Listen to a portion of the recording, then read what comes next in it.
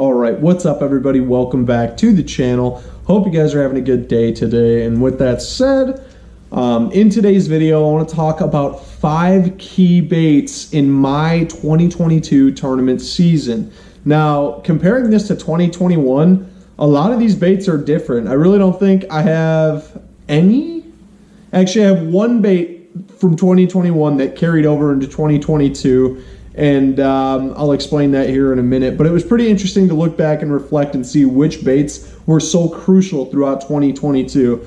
I mean, I could honestly say that probably 75%, if not maybe more, of the bass that I weighed in throughout the course of 2022 came on one of these 5 baits.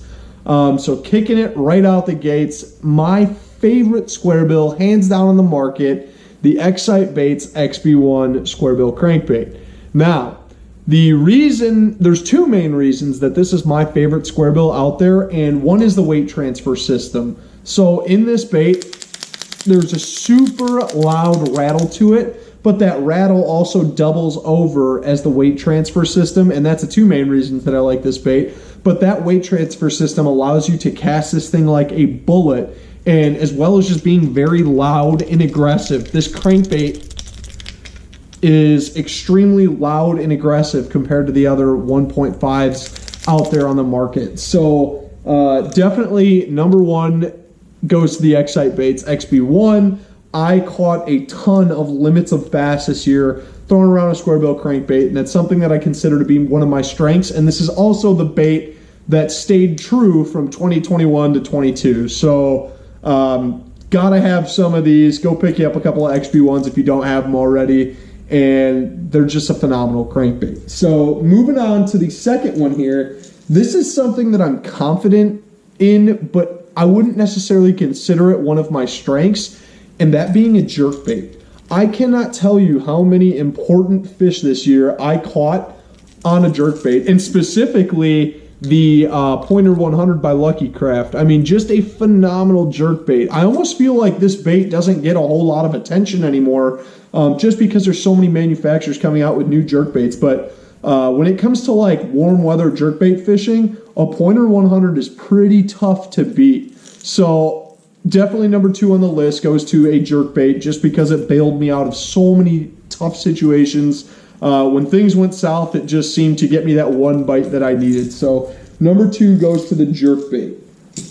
Number 3, all right, the last hard bait I'm going to talk about here is the Excite Baits Heckler. Now, this is a newer topwater from Excite Baits, and it really reminds me of that old school Vixen, just in the way that it walks and the sound that it makes. I mean, just a fantastic topwater. And looking back on my years of fishing, I really haven't thrown a big topwater a whole bunch. I usually throw like a Super Spook Jr. or something around that size, only because when I fish a walking topwater bait, typically I'm fishing around a lot of pressured fish, so I like to downsize that bait. But for whatever reason this year, I decided to step it up and start throwing a bigger topwater bait.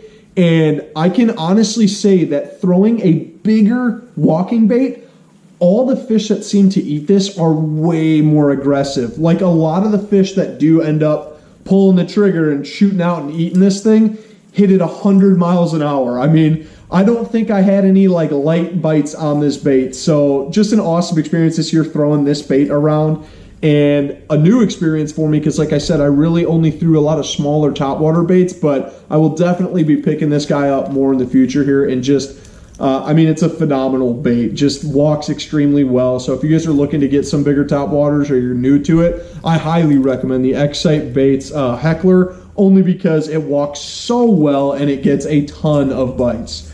So moving on over to the soft baits, the Seiko. I mean, it is so textbook, but so many guys overlook it, and I'm guilty of it myself. A lot of time I don't want to throw a Seiko. I want to roll a big spinnerbait by a tree stump and have one come out and thump it. But there are times where you really got to slow down and fish a Seiko. Now, the 2 ways that I fished this year was on a wacky rig and a Texas rig. I can honestly say, though, I caught a majority of my fish this year on this flipping it. I didn't really throw a wacky rig a whole bunch, but when I did throw it, I got a lot of bites. As everybody knows, A wacky rig stick bait just gets a ton of bites. But I caught a bunch of big fish this year and really, really important tournament fish throwing this on a 1/8 ounce tungsten bullet weight with a 3/0 offset worm hook and just pitching it around shallow cover. I caught a ton of crucial fish doing that this year. For those of you who are new to flipping around a Seiko, try to keep your weight a little bit lighter. Don't really go heavier than a 3/8. I don't really even like to throw a 3/8. I prefer a 1/4 and an 1/8, anywhere in between there, 3/16, 1/8, 1/4. That's really where I like to keep it with a Seiko. Depending on what you're fishing, a majority of the time I like to peg it. I like to keep that bait as one package, especially because it's so light. I like everything falling at the same speed. But just a phenomenal bait that this year I can promise you I'm not going to take it off my deck because it has proven its worth. It has stood the test of time, and a lot of people neglect this bait, but I will not be one of them, and I'm going to keep it tied throughout the course of this year. Now, the last bait is actually a tie between two baits. Now, the first one I want to talk about here is an Excite Baits Retro Bug. Now, an extremely interesting soft plastic by Excite, and one that I really had a fun time throwing this year. You can flip it on the back of a jig, put it on the back of a flipping jig, a football jig. You put it on the back of any jig, it's going to work great. But flipping this as a standalone bait just on a Texas rig is very, very interesting.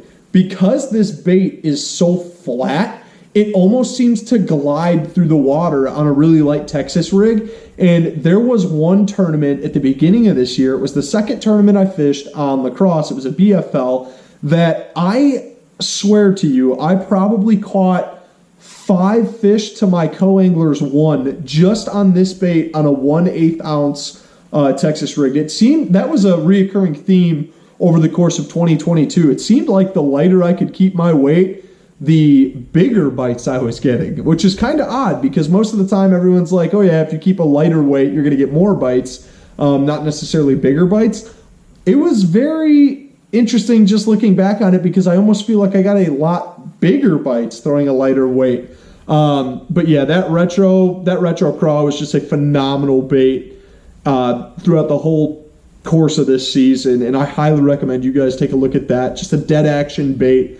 Not a whole lot to it. Kind of falls like a tube, I guess you could compare it to. But definitely go give those a check on Excite Baits website. Now, the other one that goes hand in hand with that is another flipping bait, and that is the Strike King Ragebug. This is a staple for a ton of guys, but for whatever reason, it seems to stand the test of time for me. I mean, I feel like I could pitch this around anywhere and get a bite. I just don't know what's so special about that Ragebug, but phenomenal bait. Just seems to get a ton of bites. Really, really awesome plastic material that just allows for easier hook penetration. You guys know Strike King plastics are awesome. That's another reason I definitely recommend checking out Excite, because they don't put any salt in their plastics.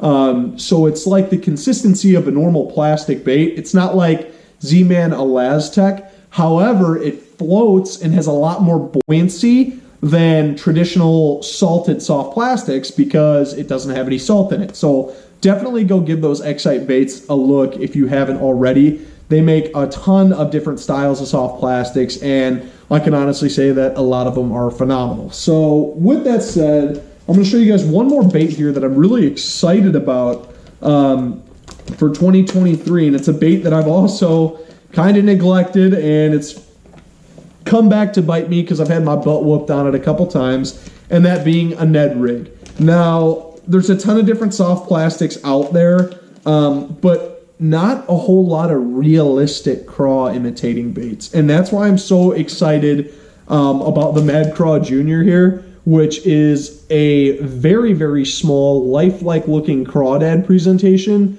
that's going to pair up phenomenal on like a 1/4 ounce or a 3/16 ounce Ned head, and a super, super realistic looking profile. I feel like a lot of the Ned baits out there just kind of look goofy. They don't really look very natural, and especially if you guys fish for clear water smallmouth, you know that they are kind of jerks. And if it's not exactly the way they want it, they're just not going to eat it. So definitely go check out the Mad Craw Jr. I am super excited to fish that on the back of a Ned rig this year. They also make just the Mad Craw, which is a bigger size. So definitely go give these just a look as well. But those are the top 5 baits. Like I said, kind of an interesting spread there, just because it's not really like my strengths. When I consider what I consider to be my strengths is like flipping, frogging, throwing a big spinnerbait, things of that nature. And all 3 of those played in 2021 of my top 5 baits, and none of them, except for flipping, applied in 2022. So just really interesting to see. But if you guys like this kind of video, leave a comment. Let me know what you guys want to see. Leave a like, all that good stuff. Tell your buddies about it, and I'll catch you guys on the next one. Thanks for watching.